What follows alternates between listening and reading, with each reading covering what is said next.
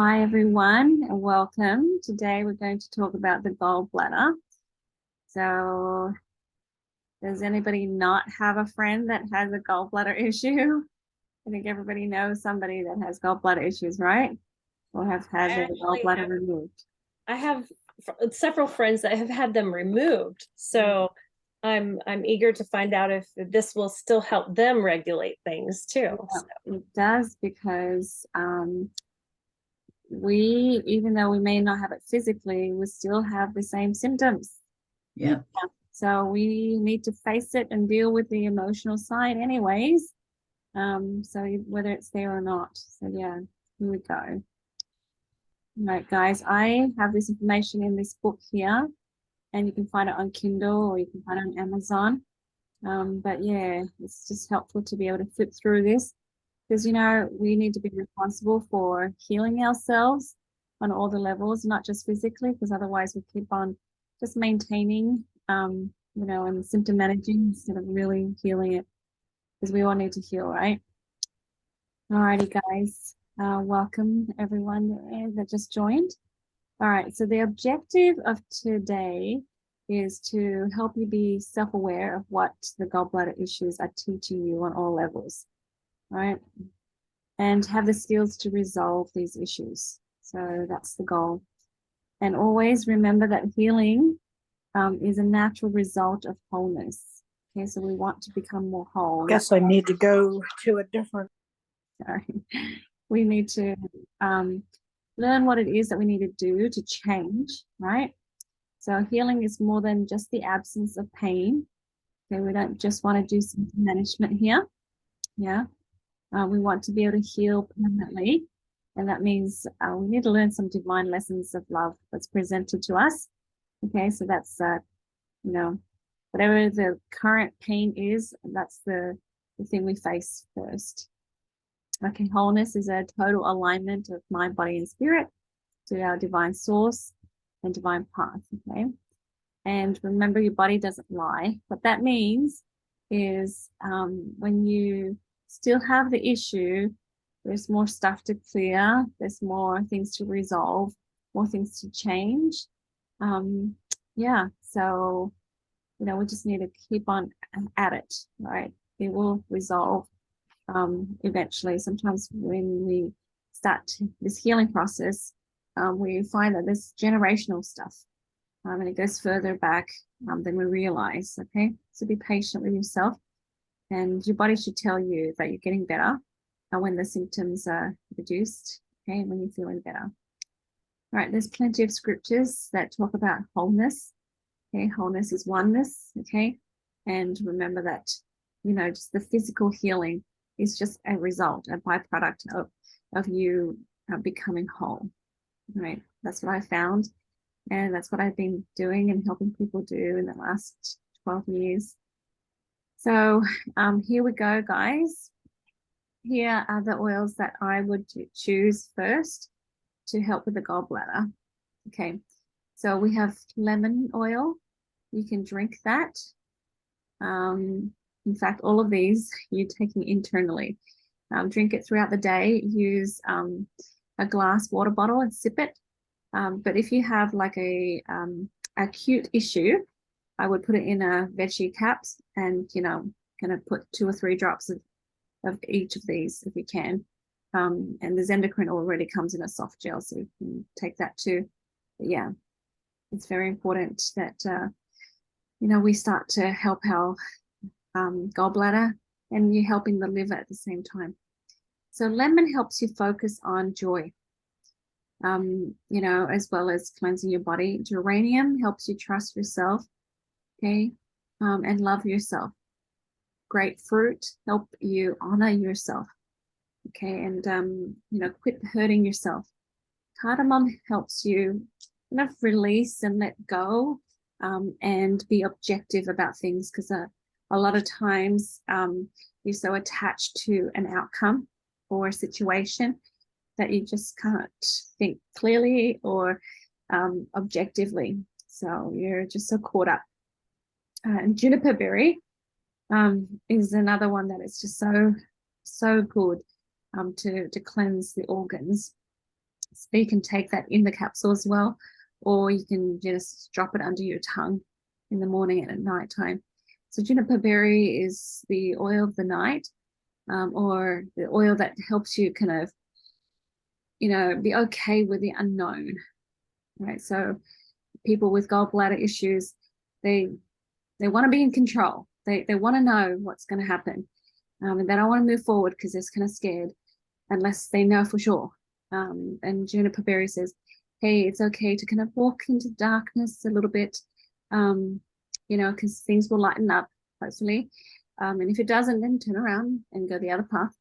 But just do something. Just go into the unknown a little bit. Have that faith, okay? Zendocrine is fantastic for detoxification of organs. So you have the oil, and the oil comes in a soft gel, and the complex. The complex is very different. It's a herb, and sometimes if you take it together, it works so much better. Sometimes people find that if they take the oil alone, they might get crampy. But if they take it with a complex, the cramping goes away. I've never had the cramping, but I know that people have reported that they have cramping, and it feels like to me that their body's like, cleaning and scraping out all the gunk. So yeah, anything to do with the organs, the endocrine system, the Zendocrine is very good for that. Okay. Emotionally, Zendocrine is great for transition and change. Okay, so making change and being, different to how you've been, So any questions on this, guys? The oils are metabolized after 4 to 6 hours, so you want to be taking it every 4 hours at least. Okay. We can take them all internally. Yeah, all of these you can take internally. Yeah, you can do a few drops each in a vegetable capsule. So from lemon all the way to juniper berry. So if you have gallbladder issues, yeah. Well, I'm glad Dawn's with Sandy. Welcome. Yeah. All right. Any other questions? Yeah. And if you are feeling better, but you've had a history of gallbladder issues, I would just be, switching these out like grapefruit and lemon, a little bit of both, even cardamom in the water, and just keep sipping it throughout the day, every day. Okay, just keep things. Yeah. Hi, Donna. Jade, yeah, it's Donna Knight. If you don't have all of these oils yet, can I take part of them in a capsule until I get, like, I don't have the Zendocrine yet or the geranium. Yeah. But I could, would it be okay or work to some extent? Yes. To put part of them in a capsule and to get started. Yeah, for sure. Yeah. Okay. So the reason why we like to blend different oils that do very similar things is it takes different pathways, Donna. So, if we just use lemon and grapefruit, since you already have it, it still does a good job, right? But if we put more oils in, we don't want to go overboard, but, a few more, it kind of helps our body cleanse in multiple ways. I think of it as, just the oils have their own, personalities and pathways, and they just go to different areas of your body to cleanse, or they face the same problem but from different angles. Sandy, go ahead. How many drops of each every 4 hours did you say to take in water? Yeah, I would do 2 to start with. Okay, but if you have some, acute problems, maybe 3 drops of each. Yeah. And then do that. Veggie capsule. Yep. Yeah. And when you were going over the different oils, I missed what you said about lemon and grapefruit. Oh, yeah. I said, like, if you just want to maintain, you can switch out the lemon and grapefruit. You just put it in your water bottle and just sip it throughout the day. Yeah.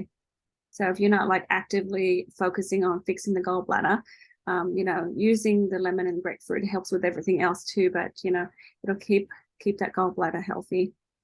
Yeah. You have a Jade, gallbladder. one more question. Oh, sorry. Are you finished with Sandy? Sandy, good? I'm good, thank you. I do not have a gallbladder. I lost it several years ago. Do you still recommend this kind of regimen in order to, keep my liver healthy? Yes, yes, absolutely. It's probably even 'Cause- more important for you now. Yeah, I've developed a fatty liver. Yeah, so with with these oils, be consistent with that because, the gallbladder was helping. So, well, it wasn't, it got sick, but yeah, it should be, that's its job. Yeah. So keep that up, guys, even if you don't have a gallbladder anymore. But I would focus on the emotion side of it too. Okay. All right. So let's talk about this emotional side a little bit here. Remember, you can read about this in the book as well. And this video, I record a shorter version of it with all these same details in the course, in the Living a Natural Wellness Lifestyle with Faith. All right, so gallbladder issues relate to your ability to metabolize bitterness in life. Okay, are you feeling bitter about something that happened to you in the past? Are you still allowing anger to control your life? And would you like to let go of being controlling? So it could be hereditary as well. If you've had parents that have had these issues, and it's quite easy to be bitter, really, because life happens, right? So recently we had a challenge, and one of my daughters, she said to me, it just seems like it's unfair. And I said, I know. And then she prayed and she came back to me and she's like, the answer's simple, Mum. We can either choose to be bitter and continue to be angry, or we can choose faith and become happy. And I said, absolutely, you're right.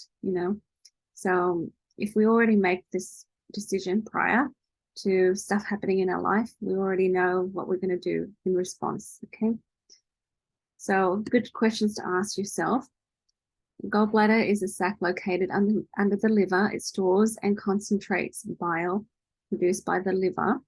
The bile aids in the digestion of fat and is released from the gallbladder into the upper small intestines in response to fats in food. And when the gallbladder is not functioning optimally, we can have issues such as gallstones, high cholesterol, weight gain, persistent and severe pains in the upper right abdomen that frequently increases when we draw a breath. Gallbladder issues may lead to headaches, nausea, fever, and chills. I've had people tell me that they're nauseous all the time. When they wake up, they're nauseous. Okay, so that could be a gallbladder issue. Just try lemon oil and just see if you just drink lemon oil. You can rub lemon oil over the area where you think is the gallbladder as well. Okay, and just do that and see if the nausea gets better. Okay. Yeah, so with the oils that we mentioned earlier, it's going to help with the liver. Okay. Any questions? Comments? Okay. Gallbladder issues help remind us to focus on the positive side of things. Decide now to find joy and sweetness in all situations. Do not let the bitterness overcome you. Remember to focus on learning the divine lessons of love given to you. Give thanks to Heavenly Father for providing refining opportunities to become more Christ-like and Christ-centered. So if you want to, you can say source. But yeah, like Christ, we can metabolize the bitter and not pass it on. When we hold on to the bitterness, we are hurting ourselves and others. Okay. Trust your divine power to heal and overcome all difficulties and trials completely with the atonement of Christ. Learn to love, especially the difficult to love people. They are difficult to love because often they believe that they are unlovable and undeserving. That's the core of it. They may not even know that. Yeah. See the precious child of God within them. Find the good and the divine potential in others. hurt people, hurt others, to make a connection with them so they don't feel alone in their pain. Right? So sometimes people, you take it out on people because the hurt's inside. When you're patient, when you're loving, it comes from a self-love place. Okay, when we're impatient, it comes from a self-loathing side of us. Okay, so deep down inside, they're simply asking for love and acceptance. Being Christ-like, you can offer that divine love to them and invite them to go to their divine source for more love and acceptance. Okay, so ponder these things, guys. Okay, so people are not difficult or annoying for no reason. They're mostly crying out for love and acceptance. Okay, so if we understand that, it's a lot easier for us. Okay. When you've learned to be loving and understanding, compassionate and kind to yourself, like God is to you, it is easier to be forgiving, loving, understanding, compassionate, and kind to others. We're all imperfect humans, striving to be perfected in Christ. Okay, allow yourself and others the time and space to learn and grow, mess up, and evolve. Be one with God by surrendering fully to the divine loving process. Okay. Anyone want to comment?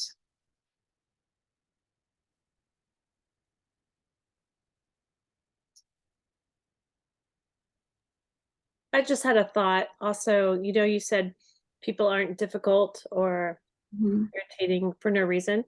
I've also found, I was thinking about you saying if they're hard to love, it's most likely because they feel unworthy of receiving that love.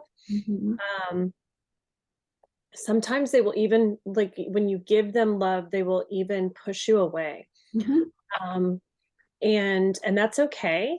It may not be their comfort place to feel that love, but I've literally seen somebody who pushed me away tell me afterwards, thank you so much for being there. I really needed you, and I'm so glad you were there. Yeah. So don't get discouraged if someone that you are trying to help or that you really care about is actually pushing you away. It just means they don't know how to accept the light and the love you're trying to offer them. That's right. Yeah.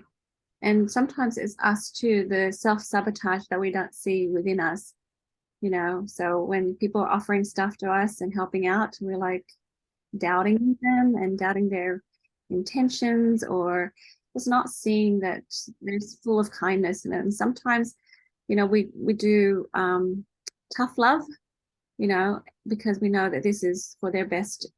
And sometimes they perceive it as, you're just a meanie to me, and really I'm like, okay, sure, but really this is for your good. I know it. Yeah. Okay. So the negative emotion to release is feeling bitter, right?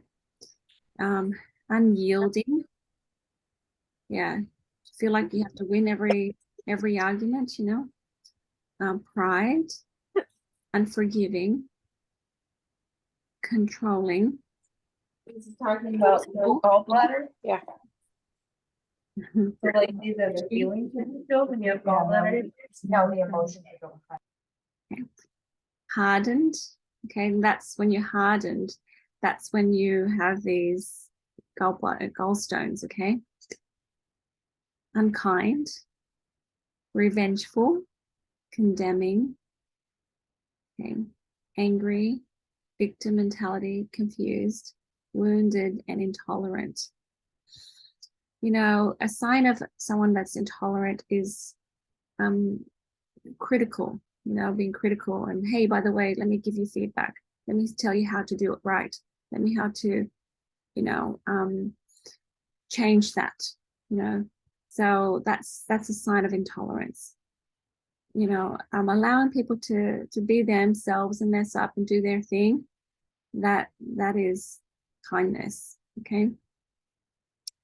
So I have a job at church, a few years over the children, and there was just that one lady that would just say, hey, you should, celebrate birthdays. Hey, you should this, and you shoulda, coulda, woulda. She just had lots and lots of ideas.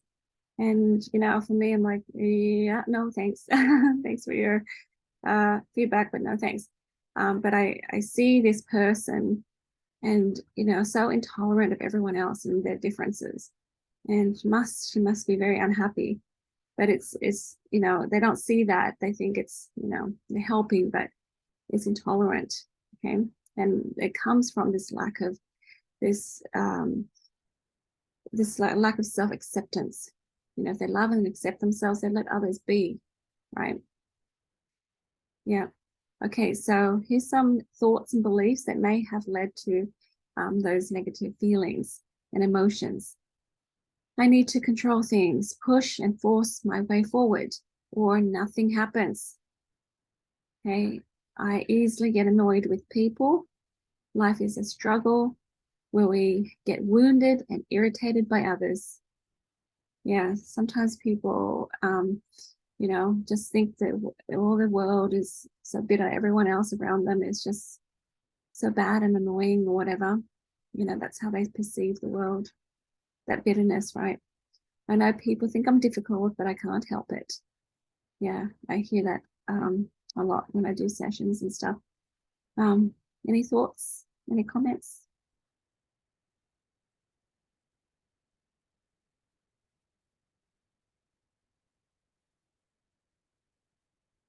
All right, so let's focus on this positive emotional energy to adopt: forgiving, humble, submissive, positive, hopeful, trusting, understanding, sympathetic, empathetic, compassionate, loving, tolerant, and gentle. Okay, so you can intentionally make choices to be this kind of person. Even if you weren't in the past, you can be this person, right? And I feel like a lot of people haven't decided that they're good enough. They let other people tell them, who they are based on their past. So and so still thinks I'm this way, and my husband thinks this of me, and whatever. I'm like, it doesn't matter. What do you want to be, and what do you think of you? What does God think of you? And then start there and change and be a different person. Eventually, they'll change their mind about who you are, but their labels of you doesn't count. Yeah. Any comments or questions? I just think if we adopt all of those in our life consistently on an hourly basis, that all of our organs will be so much healthier. It's going to affect every part of us. Yeah, that's right. So thank you, Sierra, for mentioning this. The rest of the organs, guys, I have people asking about sleep, and I'm like, it can be easy. It can be, a problem of like learning to switch off your mind. There's a few oils that can help us do that. There's also people who have a very difficult time sleeping because a lot of their organs are just, filled with toxins or just filled with these negative energy, and it keeps them up at night, or when they sleep, they don't sleep through the night because their organs need a lot of healing. Okay, so when that's you, if that's you, if that's you, then, just start healing the emotions first, and then cleansing your organs, and you'll find that eventually you'll sleep really, really well. So it's not like, hey, where's what pill for this one sleep problem? Okay. So yeah, be patient with yourself. Okay. Yeah. Thank you, Donna. It's awesome. Okay. So just remember these things to adopt. All right. So the affirmations: I easily release grief and sorrow. All right. I can trust and rely on myself and others. I unattach my happiness from outcomes. So that's the controlling part of us. If we want this to happen and we push it and we try to manipulate something to make it happen, that means we're attached. Okay, so think to yourself, if it happens, wonderful. If it doesn't, I'll accept it. Yeah. Okay. I live every moment of life to the fullest with joy and zest. All right. Just kind of give your organs a bit of a release there. And choose to have faith, take risks, and trust in the process. Yeah. Anyone want to add to this or comment? Let's see.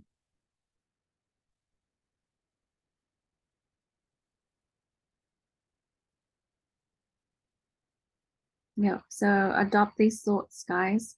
So whenever your buttons are pushed or whatever, okay, we don't blame. We say, oh, thank you for helping me identify something that's not aligned within me, some thoughts that are negative, and you change that, okay? So eventually, even people who are trying to be annoying, it can roll off. It's fine. I like the idea of metabolizing bitterness and not passing it on. Okay. So guys, if you haven't already, consider taking the Energy Balancing with Faith course. Our new semester starts next week, actually, and for the first 10 people, I'm going to give a set of books to them. But basically, it teaches you these skills to kind of find what is the emotions that you're struggling with, right? And then releasing it and resolving it. So it's a 7-week self-guided course online, but we meet weekly on Friday. For people in Australia, it's Saturday morning. And we just chat about one week's lesson at a time. So just join the movement, guys, if you can. All right. So let's have a discussion here. Now that you know a little bit more about the gallbladder, okay, let's take some action and make some changes, okay? So in what ways can you metabolize bitterness? Yeah, let's discuss that. What does it look like to metabolize bitterness? We need to recognize bitterness is a sin and confess it to God and ask for forgiveness. Mm-hmm. Yeah. And part of it is just our way, our thinking, right? We think that those people did wrong, you know, but it's not up to us to judge, right? They may not know better. That maybe that's how they were brought up, whatever. But we feel threatened somehow. And you know, when we feel anger, it actually is a mask. Anger hides fear, and there's a fear inside there. And usually the fear is you feel inadequate, and you're seeing yourself in others. Okay, so when we face that and we say, hey, I am good enough, I'm just going to keep going, you know, it changes the game, right? Go ahead, Sierra. I'm actually really glad. Oh, sorry, my dog.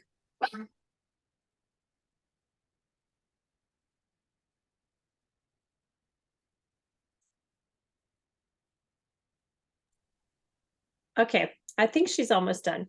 I'm so sorry. I'm really glad you brought up the fear issue, because I noticed there was an incident that happened like several years ago, and it brought up it triggered me really badly. Like it was a PTSD moment for me, that I started feeling chest pain, hyperventilating, crying, like everything all at once. And I didn't recognize it at the moment that I sincerely feared this woman who was verbally attacking me. But I later realized, oh my gosh, the reason my body reacted that way is because I was so scared. Like it just brought up memories of childhood and whatnot. And I was just fearful in that moment. And for years, I held on to bitterness, disappointment, anger, bitterness, because like I had looked up to her as a leader, and just honestly admired her for all the work that she had done for, so many youth and different things. And I just couldn't believe what I was witnessing in my face, because it was so night and day different from what I thought of her as. So, and I mean, that bitterness and whatnot, it's not hurting her, it's only hurting me. And I held on to it for a while, like a long, long while. And it wasn't until I really started, studying this that I realized that it was so important for me to let that go. And to recognize, like you said, recognize the fear that's causing it on your end, recognizing that whatever caused her to do that action on her side may have not have been her fault, may have been the way she was conditioned or raised herself, like you said. And I never actually looked at it as judgment. Like, this is going to sound really, I don't know, really bad, I guess. I literally just thought, well, obviously what she did was wrong because that was really horrible. But that is judgment. Like, we're placing judgment on that person just by saying those things, whether we think it, was morally wrong or not. And I never looked at the fact that I was doing something not in alignment as well because I was placing judgment on her. Yeah. So one way we could do that different, thank you, Sierra, is say, that seems wrong. Okay. So instead of that is wrong, it seems wrong to me. But I trust that God will compensate for the damages and the mistakes. Because for me, I'm human too, and I'm sure my weaknesses have caused people pain as well. And I sure hope that it compensates. God's great grace compensates for my stuff. So that's how we can be more flexible and understanding, because we're trusting in this greater power to fix it. Because the fear is, oh my gosh, like if she doesn't change, she's going to continue to hurt people, and it's going to be a big ugly mess, and forever, and the end. And that's the judgment. Instead, it's like, hey, that seems wrong. That seems like it's hurting people to me. Let's move away from that, and don't associate too much. But at the same time, we recognize, like, God's grace has got this. I know it, right? So it's making peace with your humanity. That's how we can metabolize the bitterness, right? But it always goes back to you, or the self, and it goes back to, hang on, am I tolerant of me, or do I get super mad at me whenever I mess up? Like, how dare I think this stupid way, or what a crazy person I am, or whatever. When you are unforgiving of yourself, it's hard to be forgiving of others. And we can say that we metabolize bitterness well, but our physical body will tell us different. Yeah. And our reactions to things, are we still being triggered by things? Yeah. Anybody else want to share? How can you metabolize bitterness? Hi, Jade. It's Roz. Can you Hi, hear me? Roz. I'm in the Yeah. car. Yeah, can hear you. Yeah. Look, I just wanted to share this, and what you said is exactly like, because this, like, I didn't realize how much I had grown, but I come across little things sometimes that tear me apart. And you know how you were just saying about the bitterness. Well, sometimes I get all caught up. But when I actually, and you and I were talking about this situation, but when I get all like that, I think to myself, gosh, it's very similar to what you said. I say, I'm truly grateful for what's happening right now, no matter whether it's someone or I'm letting someone get to me, because what can I learn from this? And as soon as I say that to myself, and I trust that I'm going to get something, a message, do you know what? I feel free. The knot stops. Yeah. And if I've got some resentment or anger, it seems to dissolve. That's how I feel that it works for me. As soon as I feel that, oh my gosh, I'm getting upset, if I say, what can I learn from this? I am truly grateful for this moment. It just seems to help me dissolve it. Yeah, that's beautiful. Well said. Yeah. So you know, I want to add to that, Rosie, so that all of you guys know some of the context.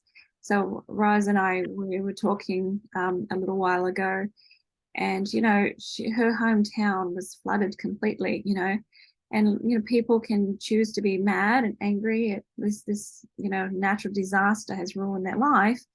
But Rosie, she came through with flying colors. I'm really proud of her.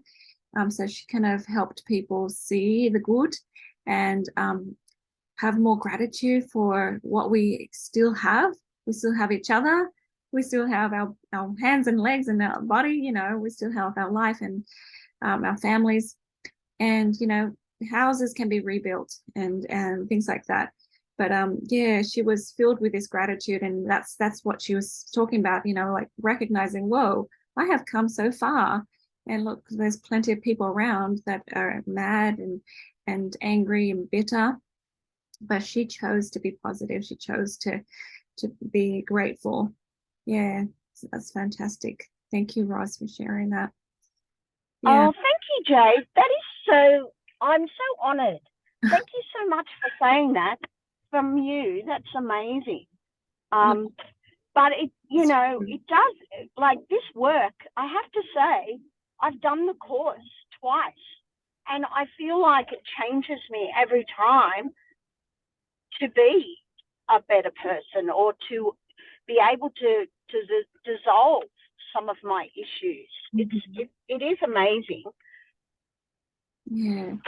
No, Rosie, you're the strength to the people around you now, because just because other people react and respond to natural disasters or stuff, you know, they say this happens and therefore I'm like this, and then but you're not.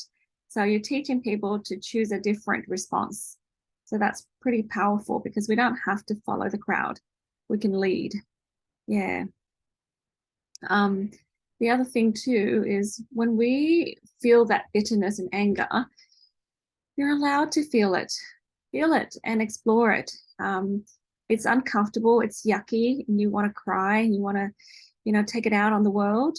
But, you know, start writing it down and asking yourself questions. And if you have a friend that knows how to help people resolve these things, you know, the people that are graduates and practitioners of the energy balancing, they can help you kind of talk it through, because, you know, when you feel it, then you can find some truth, because it's very instructive. So you can say, oh, I'm just mad. And then why are you mad? Well, because of this, because they did that. And why is that bad? You know, because I'm scared that this might be like this. And then you realize, oh, you know, that anger was hiding this particular fear. And this particular fear actually comes right back to me, you know, being, you know, unloving and not understanding and unkind to myself. So one of the solutions, when you get past that, you know, when you feel and you resolve, when you get past that, is to look at the child within you. Okay. You're still learning and growing. You still have your weaknesses and your insecurities, right?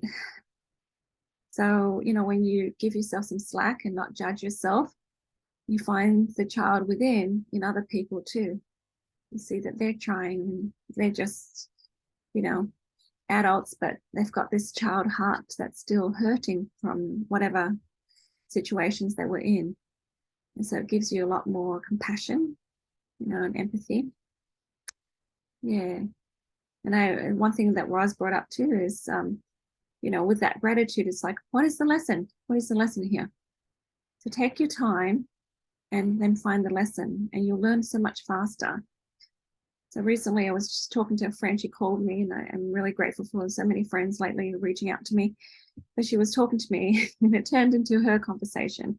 And she says, oh, Jade, when this bad thing happened to me, you know, I created hell for everybody around me for a year and a half, you know, because she was sad and she was depressed and she wasn't happy and she wasn't kind to people. It was difficult. And she's like, how did you just get over it so quickly? I'm like, I'm still grieving, but I know that this is my stuff to resolve, right? And I've already chosen to have faith and happiness instead of bitterness. Okay. Anybody else want to share?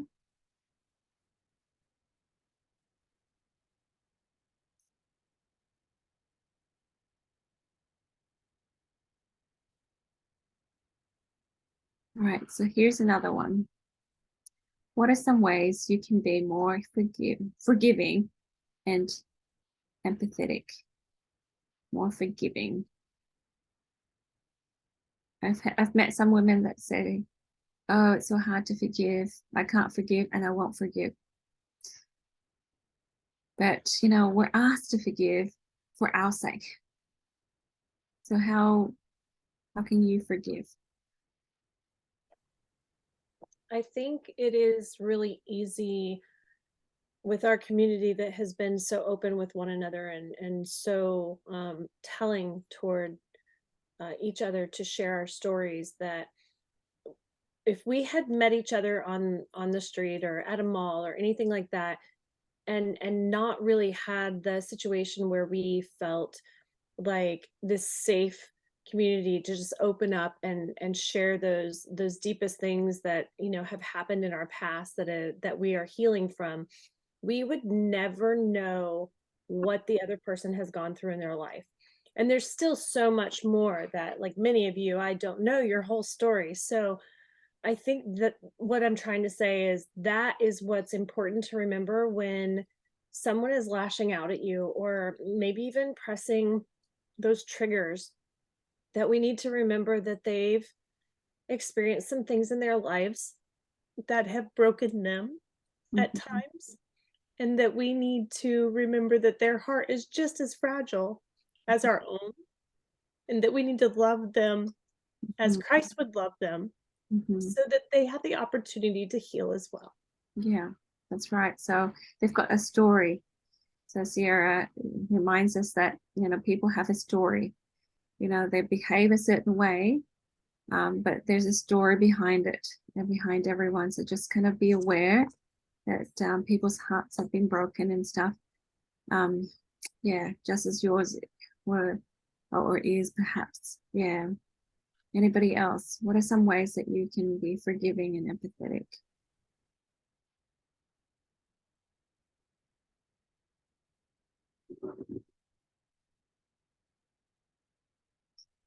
So forgiving doesn't mean you condone people's actions. So if they continue to, take it out on people and being cruel and mean, you're not condoning it, right? Forgiving, I feel like, allows God's grace to kind of, compensate for all the damages that they're causing themselves and others. It also gives them an opportunity to change, because when we are unforgiving, it holds people back. So people perhaps that may still think that you're this kind of person, like you were in the past. They still have this as your label, and when they have that, it's hard for you to kind of prove and show that you're a different person, because they've already judged you and put you in a box. You see what I mean? So if we allow people to be free to evolve, to change, it's easier for them to change when we don't box them in. And then of course we shouldn't box ourselves in and not label. So be careful what you say about yourself. Be careful what you think about yourself. Okay. Anyone else? What are some ways that you can be more forgiving or empathetic?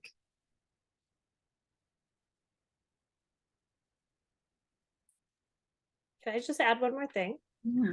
We should start with ourselves. Like, we need to be forgiving and empathetic for ourselves. Like, if you can't forgive yourself for whatever it is that you've been holding on to, then how are you going to find the means in your heart to forgive others? So I think we really need to, healing starts with ourselves. And then when we are whole and we have our heart overflowing with Heavenly Father's love, then we're so much more able to share that with others. So we need to be forgiving and empathetic with ourselves. Yeah, that's beautiful. Thank you so much.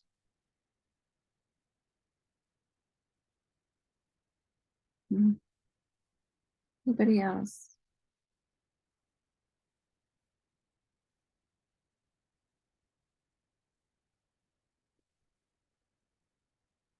So be gentle. Okay. Choose to choose to be your own authority. So what that means is you check in with your divine source and say, hey, am I good enough? Right. And then if you feel like, yeah, you are good enough for now, keep going, keep changing and evolving. Then other people's opinion of you doesn't count. Okay. If people think this way or that way, it doesn't count. So, Jamie? Yeah, I think when I think about being angry and bitter, I think if I cared about myself, then I would want to feel better. And because I want to feel better, then I want to be responsible for my feelings and understand what it was that made me angry so that I may release it so that I may feel better, not focusing on the external factors that made me angry. Mm-hmm. Yeah. And I think I did a lot of this thinking back, you know, all the things that happened during childhood, you know, the unfairness that I think I perceived, like all those things that triggered me as an adult because it was painful in the past. Mm-hmm. If that makes sense. Yeah, yeah. So just taking responsibility for all the triggers and then recognizing that if you have those triggers, then it's your responsibility to resolve it. In our family, we have a saying, if you're feeling the feels, then you're responsible for changing it. Okay, so it's like, she did this to me, he did this to me. No. If you're feeling the feels, you need to resolve it. It's because you can only have control over you. You can't have control over people. You can't control the rest of the world. And so you can change the way you perceive things too. So with what Jamie said is, she may have misinterpreted, the world. And in her mind, she sees it this way, but maybe it was this way. And then when we have a discussion, when we talk, sometimes we realize, oh, it was just because of my insecurity that I saw it differently that way. I think because when something hurts and you keep it inside, and if you keep it inside long enough, you start blaming people or the world or whatever, and it becomes bitter after a while. It's like how you steep tea in water, and the longer you leave it, the more bitter it is. Like Yeah. that. Yeah, that's right. Like the example I mentioned earlier, like that lady had something to say about everyone and everything. The teacher should this, and then that you should do that, and that should. But I'm thinking to myself, even if we changed, even if we did that, she will have not chosen to be happy. She'll still find something else to like go, but. And the funny thing is, one Christmas, I made like 40 Christmas gifts for all the children at church, and her 2 or 3 kids, I don't know how many that were in the class, were the only ones that complained and did not say thank you. She taught them that, it's like we had 2 different colors and I gave them one each, but I wanted the other color and no thank you for them. And I'm like, if you haven't chosen to be happy, no one can change enough to make you happy, right? It's just, life is so bitter. So everyone change and then I'll be happy, and it's never going to happen because we haven't intentionally chosen happy. I think a lot of it stems initially from your expectations. Mm-hmm. Yeah. And then it starts with disappointment. And then it's like anger and snowballs after that. So with the types of oils that you showed before, I would actually add the forgive oil as well. Yeah, I was thinking that. Yeah. Because I actually did that for Dad a few weeks ago. So Add yes, which one, Jamie? sorry? Which one? Yeah, we just should Forgive. add forgive oil in here. Yeah, Okay. to Yeah, because smell. I brought over to my dad because he had gallstones like a couple of weeks ago. I brought over geranium, grapefruit, zendocrine, and also forgive because I wasn't sure if he had forgive left, and I diffused forgive in his bedroom Mhm, while he was resting. mhm. Yeah. Yeah. Surprisingly, when I asked my mom if she could do like our protocol that we normally do, she didn't know what to do. So she just gave him two Zendocrine soft gels and turmeric soft gels, and that was it. But within 15 minutes, he felt better. Yeah. It's so So cool. it's pretty amazing. So Yeah. even if whatever you have, but yeah, I think I would add the forgive as well.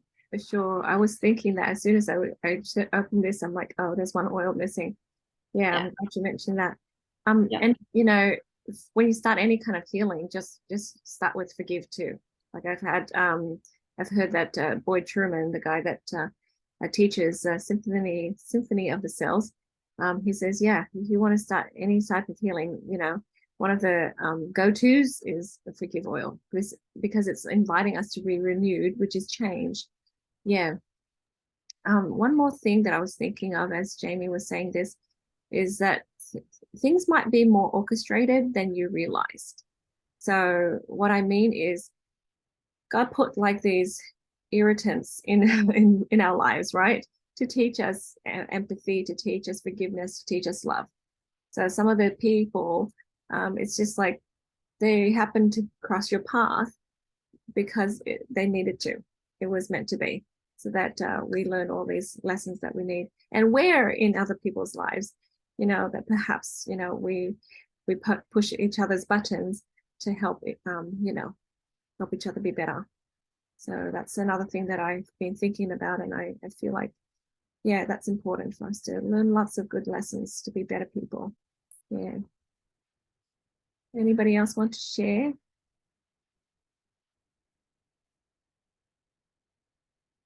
All right, so I'm going to stop the recording, and if you guys want to say anything else, you're welcome to. Thank you for watching.